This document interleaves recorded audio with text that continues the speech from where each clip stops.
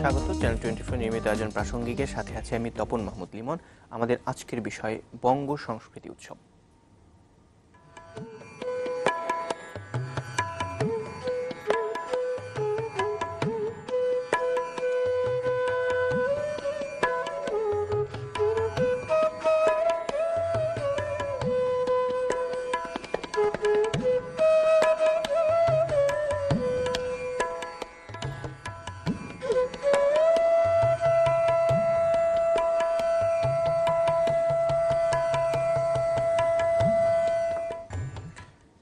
দর্শক, আমরা বলছিলাম আজকের আমাদের বিষয় বঙ্গ সংস্কৃতি উৎসব। আমরা জানি ব্রাহ্মণবাড়িয়ায় 3 দিনের একটি আয়োজন, আজকের শেষ দিন। সেই আয়োজন নিয়ে আজকে আমরা কথা বলবো, এই উৎসবের নানা বিষয় নিয়ে, এবং এই উৎসবে সংবর্ধিত হয়েছেন এমন দুজনকে আজকে আমরা আমাদের স্টুডিওতে আমন্ত্রণ জানিয়েছি। আমাদের সাথে রয়েছেন চলচ্চিত্রকার মুর্শিদুল ইসলাম, এছাড়াও আমাদের সাথে যোগ দিয়েছেন ধ্রুপদী বংশীবাদক উস্তাদ আজিজুল ইসলাম। আপনাদের দুজনকে অসংখ্য ধন্যবাদ আমাদের সাথে যোগ দেওয়ার জন্য। প্রথমে মুর্শিদ ভাই, আপনার কাছে একটু আসতে চাই যে আপনারা সংবর্ধিত হয়েছে নিশ্চয়ই একটা এরকম একটা অঞ্চলে, যেটা আমরা জানি ব্রাহ্মণবাড়িয়া অনেকে বলেন সাংস্কৃতিক রাজধানী আমাদের জায়গা, এবং নানা সাংস্কৃতিক ঐতিহ্যের জন্য ব্রাহ্মণবাড়িয়া অনেকটাই আমাদের কাছে খুব পরিচিত একটা জায়গা। সেই জায়গা থেকে উৎসবের ব্যক্তি যে এরকমই হোক না কেন, বা এরকম একটা জায়গায় আমরা সবকিছুই রাজধানী কেন্দ্রিক দেখি, একটা ঢাকার বাইরে একটা জায়গায় ভারতের অনেক অঞ্চল থেকে বিভিন্ন লেখক সাহিত্যিকরা যোগ দিয়েছেন সে এবং বাংলাদেশের অনেক কবি সাহিত্যিকরা সেখানে যোগ দিয়েছেন, বিভিন্ন সাংস্কৃতিক অঙ্গনের লোকজন যোগ দিয়েছেন, আপনারা সংবর্ধিত হয়েছেন। আপনাকে একটু জানতে চাইবো ছোট্ট করে আসলে আপনাদের অনুভূতি। নিশ্চয়ই হ্যাঁ, অনুভূতি তো চমৎকার। আসলে ব্রাহ্মণবাড়িয়া তো আমার নিজের জায়গা, আমার পৈতৃক আবাস বলা যায়। যদিও আমার জন্ম ঢাকায়, কিন্তু ব্রাহ্মণবাড়িয়ায় আমার অনেক স্মৃতি জড়িয়ে আছে। ছোটবেলায় মার সাথে প্রায়ই যেতাম এবং অনেক চটে বেরিয়েছি, অনেক খেলাধুলা করেছি, অনেক নৌকায় চড়েছি, সেই স্মৃতিগুলো আছে। তো সেই ব্রাহ্মণবাড়িয়ায়, আসলে ব্রাহ্মণবাড়িয়া একটা, আপনি যেটা বলছিলেন যে একেবারেই ঐতিহ্যমণ্ডিত একটি জায়গা, কিন্তু সাংস্কৃতিক দিক থেকে তো বটেই। উস্তাদ আলাউদ্দিন খাঁর জন্ম যেই ভূমিতে, এবং আরও অনেক মহিষী আছেন যাদের জন্ম ব্রাহ্মণবাড়িয়ায়। তো সেই ব্রাহ্মণবাড়িয়া কিন্তু আসলে সাংস্কৃতিক দিক থেকে অনেক অগ্রণী, এবং অতি সম্প্রতি আমরা দেখব যে শিক্ষার দিক থেকেও অনেক এগিয়ে গেছে ব্রাহ্মণবাড়িয়া। বিশেষ করে চিনাইর গ্রাম, যেই গ্রামে এই উৎসবটির উদ্বোধন হয়েছিল, এবং সেই গ্রামটিতে কিন্তু একটি বড় বিদ্যালয় এবং কলেজ গড়ে উঠেছে, honours college, Bangabandhu Sheikh Mujib honours college, এবং আঞ্জুমানা উচ্চ বিদ্যালয় এখানে আগে থেকেই ছিল। তো এই বিদ্যালয়টিকে ঘিরে যে কলেজটি গড়ে উঠেছে, এবং সেটাকে কেন্দ্র করে কিন্তু একটা বড় শিক্ষার একটা শহর হিসেবেও, শিক্ষার এলাকা হিসেবেও ব্রাহ্মণবাড়িয়া গড়ে উঠেছে। এবং আমরা জানি সেখানে প্রতি বছর ছোট ছেলেমেয়েদের বৃত্তি দেওয়া হয়, যে বৃত্তির জন্য সারা ব্রাহ্মণবাড়িয়া থেকে ছেলেমেয়েরা ওখানে আসে, প্রতিযোগিতা করে এবং বৃত্তি পায়। তো এই নানা রকম কর্মকাণ্ডের জন্য কিন্তু ব্রাহ্মণবাড়িয়া এবং চিনাইর গ্রামটি বিশেষ করে অনেক বিশেষ সম্মান অর্জন করেছে। তো সেইখানে এই উৎসবটি, এবং আমি মনে করি যে ব্রাহ্মণবাড়িয়ার মতো একটা জায়গায় এত বড় গম্ভীর একটি উৎসব, এটি অবশ্যই প্রশংসনীয়, যেখানে আমাদের সব কিছুই ঢাকা কেন্দ্রিক। তো সেই ব্রাহ্মণবাড়িয়ায় এত বড় একটি বঙ্গ সংস্কৃতি উৎসব হয়ে গেল প্রথমবারের মতো, এবং সেইখানে সম্বর্ধিত হতে পেরে অবশ্যই আমি অত্যন্ত গৌরবান্বিত বোধ করছি, এবং এই একটা চমৎকার অনুভূতি নিয়ে কিন্তু আমি ব্রাহ্মণবাড়িয়া থেকে ফিরে এসেছি। জি, ধন্যবাদ। উস্তাদ আজিজুল ইসলাম, আপনার কাছেও একই বিষয়টা নিশ্চয়ই, আপনার কাছে ব্রাহ্মণবাড়িয়া অনেক প্রিয় একটি জায়গা, সেই জায়গা থেকে একটি সংবর্ধনা বা পেলেন, সেই অনুভূতিটা একটু শুনতে যাচ্ছি, এবং এরকম একটি আয়োজন থেকে। আমার হয়তো আর একটু বেশি, আমি ব্রাহ্মণবাড়িয়া আমার পৈতৃক নিবাস, চিনাইর গ্রামের পাশের গ্রাম ভাতশালা, খুবই কাছের, কিন্তু আমার জন্ম কিন্তু ফরিদপুরের রাজবাড়িতে, কিন্তু বাপদাদা সবই ব্রাহ্মণবাড়িয়া, সেই হিসাবে তো আমি ব্রাহ্মণবাড়িয়ার। তো এই উৎসবটা আমি জীবনে ধরেন না অনেক জায়গায় সম্মানিত হয়েছি, সম্বর্ধনা পেয়েছি, ঢাকার বাইরে, কিন্তু এটা আমাদের ঠিক পাশের গ্রামে, বলা যেতে পারে একই এলাকা, চিনাইরে হয়েছে, সেজন্য আমি অনেক কৃতজ্ঞতা জানাই যারা এই উৎসবের আয়োজন করেছে। এমনি মোর্শেদ ভাই বলেছেন উনি যে সব সম্মেলন সবকিছুই ঢাকা কেন্দ্রিক, ঢাকার বাইরে যে যাওয়া যায়, ঢাকার বাইরে ব্রাহ্মণবাড়িয়া পর্যন্ত ঠিক আছে, এটা কিন্তু নিয়ে গেছে একদম আরেকটু গ্রাম, যেটা উন্নত গ্রাম, যে গ্রামে আমি মনে পড়ে ছেলেবেলা যখন যেতাম চিনাইয়ের গ্রামে, চিনাইয়ের ওই জায়গাটায় কিছু একটা আপনার বাজার ছিল, ওখানে একটা বিরাট বড় বট গাছ ছিল, খালি জায়গা, ওখানে আমরা খেলতাম ছেলেবেলা। তো ওই জায়গাটা এখন একটা ছোট্ট একটা শহরের মতো এত তারপরে এটা স্কুল ছিল, সাধারণ যে স্কুলে আমিও কিছুদিন লেখাপড়া করেছি, অল্প কিছুদিন। তারপরে সেখানে একটা কলেজ হয়েছে। এগুলা সব আমি বলবো যে আমাদের এখন যে এমপি ওবায়দুল মুক্তাদিরের অনেক তার আছে, এখানে অবদান আছে, এবং এই সরকারের আমলে অনেক, কলেজটা ওনার আমলেই হয়েছে।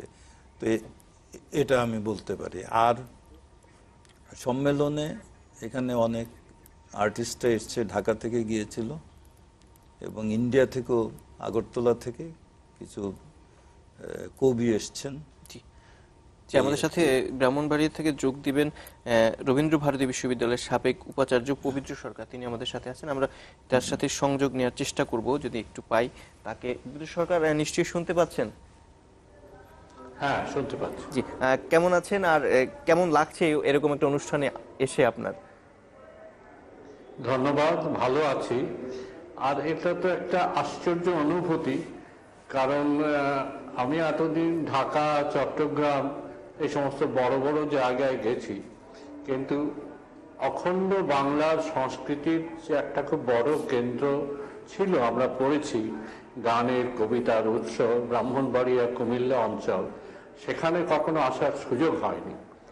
এই জয়দুল ভাই যে বঙ্গ সংস্কৃতি উৎসব করলেন, এখানকার যিনি মাননীয় সাংসদ, তার সাহায্য নিয়ে এই অখণ্ড সংস্কৃতি উৎসবের আমন্ত্রণ পেয়ে প্রথমে ভেবেছিলাম আসবো কিনা, কিন্তু রাজধানী থেকে বহু দূরে এই সংস্কৃতির একটা মূল অঞ্চলে আসার আগ্রহটা আমি চেপে রাখতে পারিনি, সেই জন্য এখানে এসেছি। এবং এখানে এসে দুদিন ধরে নানা অনুষ্ঠান দেখেছি, নানাভাবে আপ্যায়িত হয়েছি, মানুষের এত উষ্ণ ভালোবাসা পেয়েছি, এবং এই ব্রাহ্মণবাড়িয়া অঞ্চলের যে কি বলবো, যে সাংস্কৃতিক প্রাণসত্তা, সেটার এরকম পরিচয় পেয়েছি, গানের জায়গা, কবিতার জায়গা। তো সেইটা পরিচয় পেয়ে একেবারে অভিভূত হয়ে গেছে।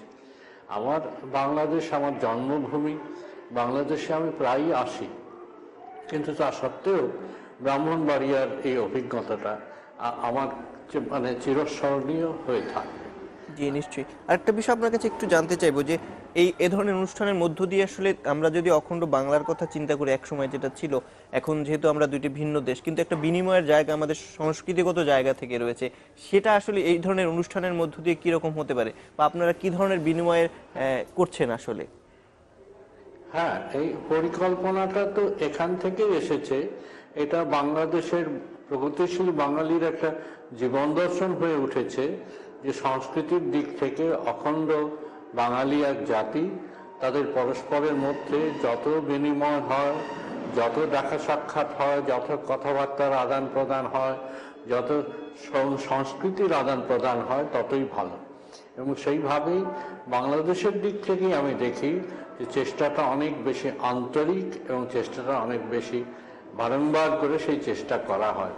আমরা আমন্ত্রণ পেয়ে আসি, কিন্তু আমার মনে হয় যে ভারত সরকারেরও এ ব্যাপারে খানিকটা উদ্যোগ নেওয়া উচিত, যে তাদের এই বাংলাদেশের সংস্কৃতির কিছু কিছু উপাদান, উপকরণ, বিশেষ করে নাটক, সিরিয়াল, এগুলো ভারতে দেখানো উচিত, বিশেষ করে বঙ্গভাষী অঞ্চলে দেখানো উচিত। অর্থাৎ বাংলাদেশের যে বৃহৎ সংস্কৃতি, সে বৃহৎ সংস্কৃতি পরিচয় ভারতে অনেক বেশি করে ব্যাপকভাবে দেখানো উচিত, এইটা আমার দৃঢ় বিশ্বাস। এখানকার দূরদর্শনে ভারতীয় সিরিয়াল অনেক চলে, কিন্তু আমি মনে করি বাংলাদেশের সিরিয়াল এর মধ্য দিয়ে বা বাংলাদেশের সংস্কৃতির অন্যান্য যে প্রদর্শন, সেগুলো ভারতে দেখানো উচিত। নিশ্চয়ই আমরা চাইবো যে দুই দেশের সরকার এই বিষয়ে উদ্যোগ নেবে। পবিত্র সরকার আমাদের সাথে থাকুন, আপনাকে অনেক ধন্যবাদ আমাদের সাথে যোগ দেওয়ার জন্য। আমরা সময় পেলে আপনার কাছে নিশ্চয়ই আবার আসবো। বলছিলেন উনি অনেক গুরুত্বপূর্ণ কথার মধ্য দিয়ে বলে দিয়েছেন যে বিনিময়ের জায়গাটা, যেটা বললেন যে এই ক্ষেত্রে আমরা দেখি আমাদের আসার ক্ষেত্রেও আমরা প্রচুর বাংলাদেশ ভারতের বিভিন্ন আর্টিস্ট বিভিন্ন সময় আসে, কিন্তু আমাদের যাওয়ার হাটটা অনেক ক্ষেত্রে কিছুটা কম থাকে বা অনেক ক্ষেত্রে যায়, কিন্তু টেলিভিশন একটা বড় বাধা হয়ে রয়েছে। এটা নিয়ে আমরা বারবারই কথা বলি। আপনার কাছে একটু শুনতে যাচ্ছি মুর্শিদুল ইসলাম, যে আপনি যেহেতু টেলিভিশনের সাথে আছেন। আসলে এটি তো আমরা দীর্ঘদিন ধরে দাবি করে আসছি যে যাতে আমাদের চ্যানেলগুলো ভারতে দেখা যায়। ভারতের চ্যানেলগুলো একচেটিয়া এখানে, কিন্তু মূল সমস্যাটা আসলে মূল সমস্যাটা কিন্তু আসলে একটা নীতিমালার ক্ষেত্রে আমাদের সরকারকে আমরা বারবার বলছি, বাংলাদেশের চ্যানেল বা যে কোনো বিদেশি চ্যানেল ভারতে ডাউনলিঙ্ক করতে ক্যাবল অপারেটরদের 5 কোটি রুপি দিয়ে তাদের ফি দিতে হয়, 5 কোটি রুপি। যেই অঙ্কটা বাংলাদেশে যদি কোনো বিদেশি চ্যানেল দেখাতে হয়, ভারতীয় চ্যানেল, তাহলে মাত্র 5 লক্ষ টাকা। সুতরাং বাংলাদেশের ক্যাবল অপারেটররা অনায়াসেই এটা দেখাচ্ছেন, আর ভারতীয় ক্যাবল অপারেটররা হিসাব করছেন যে আমি 5 কোটি রুপি বিনিয়োগ করে কেন ফিরতিটা পাবো। আমরা বারবার আমাদের সরকারকে বলছি যে হয় ভারত সরকারকে বলুন ফিটা কমাতে, অথবা আমাদের ফিটা বাড়িয়ে দেন, তাহলে আমরা একটা সমতার ভিত্তিতে আমরা প্রতিযোগিতা করতে পারি। বলা হয় যে দর্শক দেখলেই তো দেখবে, তা নয়। এই যে বাধাগুলো, এই বাধাগুলো অর্থনৈতিক বাধাটাও নিশ্চয়ই দূর করা দরকার। ওস্তাদ আজিজুল ইসলাম, আপনার কাছে একটা বিষয়, এই ধরনের উদ্যোগ ছোট্ট একটা জায়গায়, যেটা একটা বড় ব্যক্তি নিয়ে আমাদের সামনে পরিচিত হয়েছে, যে চিনাই গ্রাম, একটা গ্রাম, এবং সেখানকার স্কুল কলেজ উদ্যোগ নিয়েছে, এবং তাদের একটা মূল বিষয় ছিল নিজেদের সংস্কৃতিকে চেনা জানা এবং তাকে ছড়িয়ে দেওয়া। আপনার কাছে কি মনে হয় ধরনের উদ্যোগের মধ্য দিয়ে যে অঞ্চলের বা বিভিন্ন অঞ্চলের যে একটা জায়গায় আমরা মিলিত হচ্ছি, সেটা কিভাবে বিকশিত হতে পারে? এটা অবশ্যই এটা ভীষণ ভালো উদ্যোগ, এটা বলা যেতে পারে। শুধু চিনাইর কলেজ এবং স্কুল না, সঙ্গে সাহিত্য একাডেমিটাই জড়িত ছিল। জয়েদুল হাসান উনি ফোন করেছিলেন আমাকে, এবং উনিও ওতপ্রোতভাবে এটার সাথে জড়িত ছিল, ওনারা করেছেন।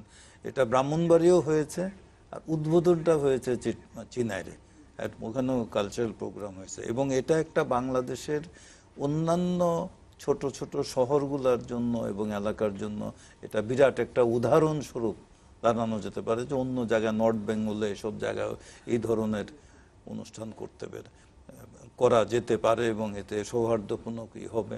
এবং আমি ওনাকে অনেক প্রশংসা করি, যে একটু আগে যে উনি বললেন ভারত থেকে এসে যে চ্যানেল দেখানো হয় না, আমাদের দেশের চ্যানেল ওখানে, এই সাধুবাদ জানাই। এটা আমি বলবো যে টাকা পয়সা তো আমরা বুঝি না, কত টাকা কত কার ফি। আমরা সিম্পল সহজ ভাষায় বলবো আমাদের চ্যানেলগুলা অবশ্যই যেন ওখানে দেখানো। এবং ভারতের জনগণ কিন্তু বিশেষ করে পশ্চিমবঙ্গের জনগণ, এবং আমি কত অর্থ কত এগুলা তো আমাদের ব্যাপার না, সাধারণ লোকের। এবং আর্টিস্টেরও যেখানে আসা যাওয়া হয়, এটা তো একটা চেক ব্যালেন্স যাতে থাকে, অনেক সময় চেক ব্যালেন্স থাকে না। অনেক ধন্যবাদ। আমরা একটা ছোট বিরতিতে যেতে হবে আমাদেরকে। বিরতির পরে নিশ্চয়ই এই বিষয়টি নিয়ে আরো কথা বলবো। আমাদের সাথে নিশ্চয়ই পবিত্র সরকার রয়েছেন, তিনি আমাদের সাথে থাকবেন। দর্শক, একটা ছোট বিরতি নিচ্ছি, আমাদের সাথেই থাকবেন।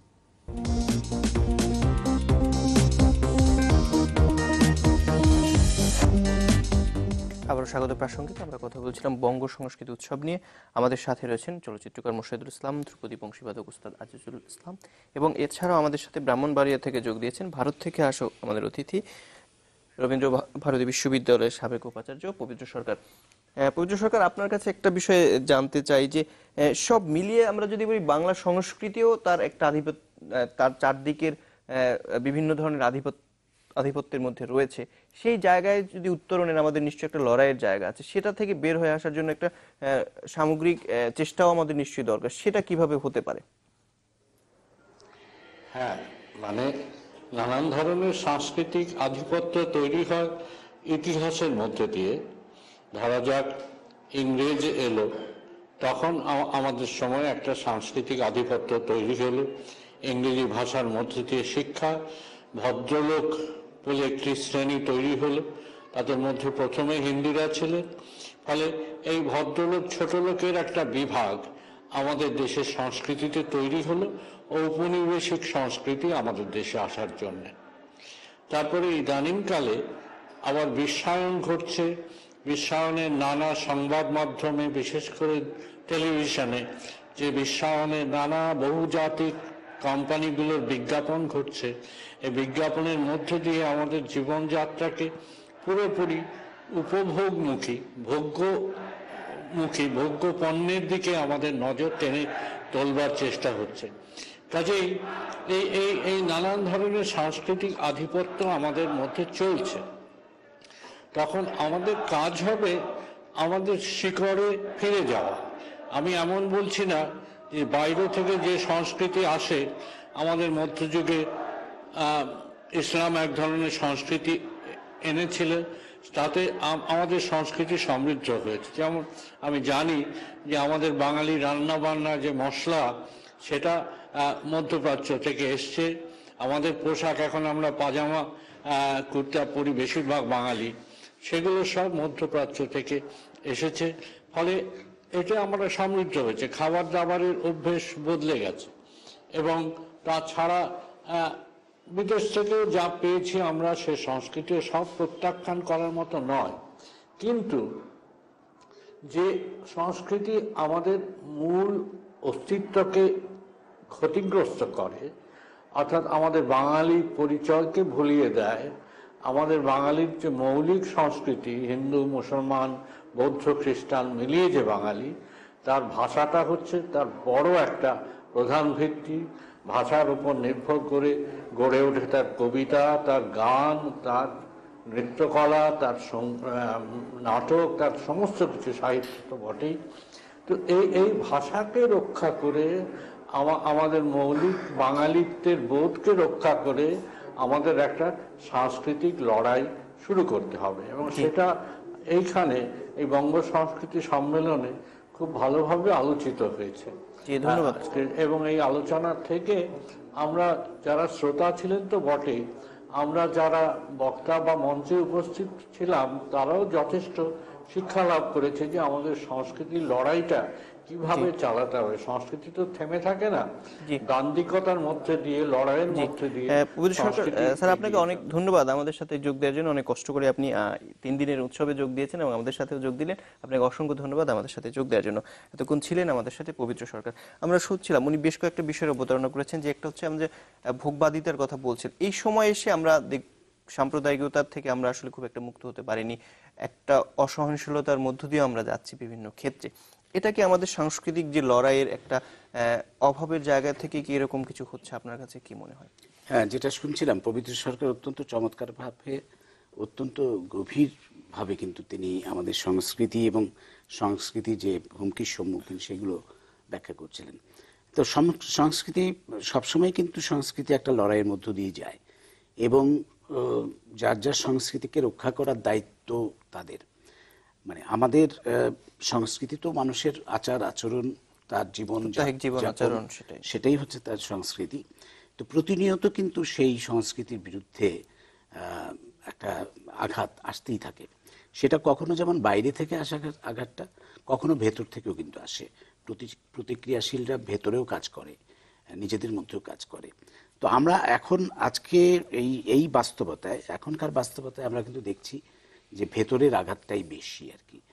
তো সেই দিকে আমাদের সজাগ থাকতে হবে। এই যে আমরা জঙ্গিবাদের উত্থান দেখছি, মৌলবাদের উত্থান দেখছি, সাম্প্রদায়িকতার বিষবাষ্প ছড়িয়ে দেওয়ার চেষ্টা দেখছি, এগুলো সবই আমাদের সংস্কৃতির উপর আঘাত।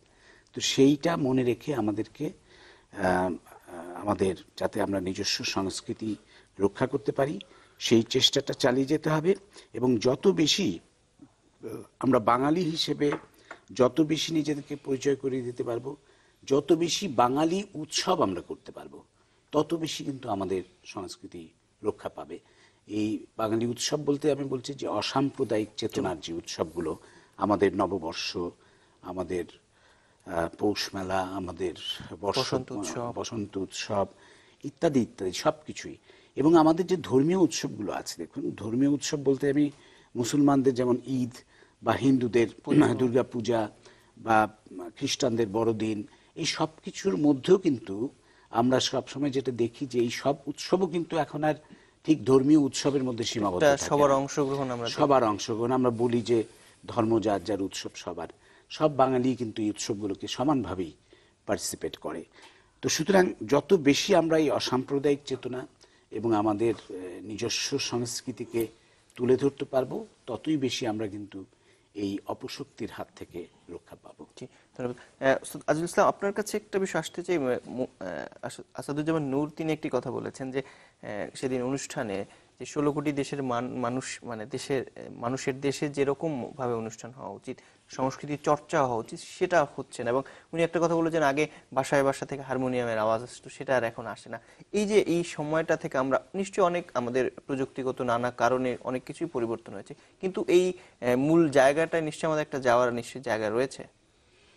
তা আমি মনে করি এটা যারা সজাগ নাগরিক তাদেরই এটা উপলব্ধি করতে হবে, দেশের যে বাচ্চাদের এই দিকে একটা সংস্কৃতি কিন্তু মানুষকে আপন করতে পারে, একটা মিলন, একটা আবদ্ধে রাখতে পারে। এই যে এই জঙ্গিবাদ বলেন, যাই বলেন, সংস্কৃতি চর্চা যদি একটা দেশকে সংস্কৃতি দিয়েই কিন্তু চেনা যায়। আমাদের যে নিজস্ব সংস্কৃতি অনেক অনেক অনেক উপরে এবং অনেক সমৃদ্ধশালী। এবং যে পবিত্র সরকার যে বলেছেন অনেকগুলা কথার ভিতরে আমি একটা কথার সাথে বড় একমত, যেমন বাইরের সংস্কৃতি আমাদের ভিতরে ঢুকে আমাদের নিজস্ব অরিজিনকে কিন্তু অনেকটা দূরে সরিয়ে দিচ্ছে। মাল্টিন্যাশনাল কোম্পানির হয়তো তাদের পৃষ্ঠপোষকতা হোক, তো এই দিকে আমাদের চেক ব্যালেন্স কিংবা খেয়াল রাখতে হবে। আমি বলছি না যে বাইরের সংস্কৃতি যেগুলো আছে আসবে, আমাদের অরিজিন যে লালন শাহের গান, নজরুল, রবীন্দ্রসঙ্গীত, এসব গানেও কিন্তু, এসব সঙ্গীতেও কিন্তু অন্যান্য ইনস্ট্রুমেন্ট এসে ঢুকে পলিউট করে ফেলেছে, কিন্তু এইটা খেয়াল রাখতে হবে। আর আগে যখন আমরা ছোট ছিলাম তখন আমার মনে পড়ে হিন্দুদের যখন দুর্গা পূজা হতো, আমি নর্থ বেঙ্গলে, আমার বাবা যখন কাজ করতেন, কলা পাতায় সব খাচ্ছে, আমরাও ছিলাম, মানে একটা ভীষণ একটা মিল ছিল। এখন সেই মিলটা ডেফিনেটলি একটু কমে গেছে, তবে আবার এটা বাড়ছেও। এখন ইদানিং আবার দেখা যাচ্ছে যে ধর্ম যার যার, উৎসব সবার, এই স্লোগানটা কিন্তু এখন মোটামুটি আসছে। এবং এটা যদি থাকে তাহলে আমাদের দেশের সুখ শান্তি এবং আসবে, এটা আমি মনে করি। ধন্যবাদ। মসুদ স্যার, আপনার কাছে একটা বিষয় জানতে চাই, সেটা হচ্ছে এ ধরনের উদ্যোগ বিভিন্ন অঞ্চলেও নিশ্চয়ই রয়েছে, শুধু ব্রাহ্মণবাড়িয়াতে না, বাংলাদেশের বিভিন্ন অঞ্চলেও বিভিন্ন ধরনের লোকাল উৎসব রয়েছে। সেইগুলো বিনিময়ের জায়গাটা আসলে আমরা কতটা করতে পারছি, এবং সেটা নিশ্চয়ই খুব জরুরি আমাদের জন্য। হ্যাঁ, সে তো জরুরি। এবং এই ধরনের মানে আঞ্চলিক উৎসব আমি বলবো না, এটিও জাতীয় উৎসবই, কিন্তু আঞ্চলিকভাবে আয়োজিত। আমাদের আঞ্চলিকভাবে আয়োজিত উৎসব যত বেশি হয়, আর বিশেষ করে আমি এখানে আঞ্চলিক উৎসবের কথাটা আমি বলবো, আমাদের এখানে কিন্তু আঞ্চলিক উৎসব হতে পারে, কারণ আমাদের প্রত্যেকটা অঞ্চলের কিন্তু নিজস্ব সংস্কৃতি আছে বা নিজস্ব একটা ধরন আছে। আমাদের বরিশালে এক ধরনের, বা চট্টগ্রামে এক ধরনের, সিলেটে সংস্কৃতি আরেক ধরনের, আমাদের দিনাজপুর বা রংপুরের তাদের আবার প্রত্যেক জায়গায় কিন্তু নিজস্ব কিছু আমাদের বিষয় আছে, সাংস্কৃতিক উপাদান রয়েছে। সুতরাং এই ধরনের অঞ্চল ভিত্তিক উৎসব যদি আয়োজন করা যায়, তাহলে কিন্তু আমাদের সেই নিজস্ব ছোট ছোট যে সাংস্কৃতিক ঐতিহ্যগুলো আছে সেগুলো বেরিয়ে আসবে।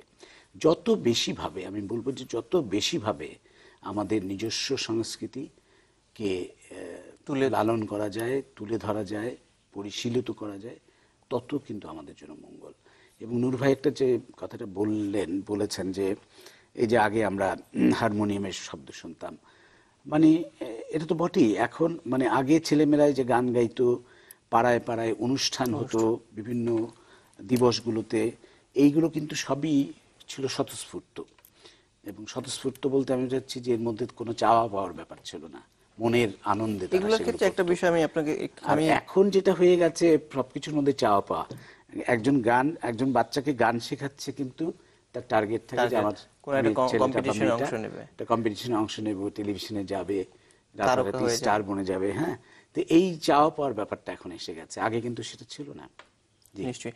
সেখানে এই প্রশ্নটা যে এই আগে আপনি বলছিলেন ছোট ছোট উদ্যোগ নেওয়া হতো ব্যক্তি পর্যায়ে কিংবা একটা পাড়ায় মহল্লায়, সেই জায়গাটায় আরেকটা বিষয় অনেকেই বলে থাকেন যে অনেক পুঁজির সমাবেশ ঘটায়, বড় বড় উদ্যোগ নেওয়া হচ্ছে, সেখানে এই সব উদ্যোগ আসলে কেউ নিতে সাহস পাচ্ছে না। সেই প্রসঙ্গটা তুলতে চাই একটা ছোট্ট বিরতির পরে এসে এই বিষয়ে কথা বলতে দর্শক আমাদের সাথেই থাকবেন।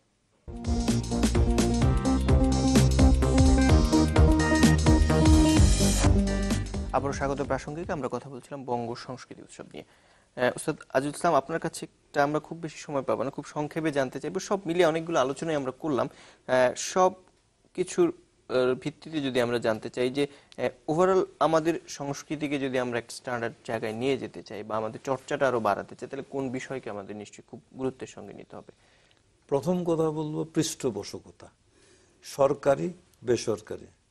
তো কালচারাল সেক্টরে শিল্পকলা একাডেমি অর্থাৎ গভর্নমেন্ট আসতেছে, আর যে ধনী লোকজন ওদেরও পৃষ্ঠপোষকতা করতে হবে আর্টিস্টদেরকে, এবং নাটক বলেন সব জায়গায় অনুষ্ঠান বাড়াতে হবে, কম্পিটিশন। আর আমাদের দেশে অনেক অনুষ্ঠান হবে, বাইরে থেকে কিছু গেস্ট আসবে, নিজেদের অনুষ্ঠান নিজেদের লোক দিয়ে করা উচিত, এতেই আমাদের অনেক উন্নতি হবে।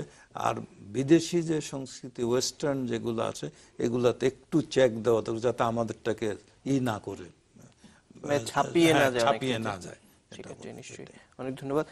আমরা একটু বিরতির আগে একটা বিষয় আলোচনা করছিলাম যে ভোগবাদিতার কথা আসছিল, এবং আপনি বলছিলেন পাড়ায় মহল্লায় যে আগে ছোট ছোট উদ্যোগ নিয়ে, তো আমি বলছিলাম যে আমাদের বড় বড় পুঁজির আগ্রাসনে অনেক ক্ষেত্রে এসব ছোট ছোট উদ্যোগ নিতে অনেকে ভয় পায়, স্পন্সর খুঁজে এখন আমরা কোনো ছোট্ট একটা আয়োজন করতে গেলে আমরা একটু বিজ্ঞাপন খুঁজে নিই। এই যে প্রবণতাটা তৈরি হয়েছে, এ থেকে বেরিয়ে আসার কোনো উপায় রয়েছে কিনা আমাদের কাছে?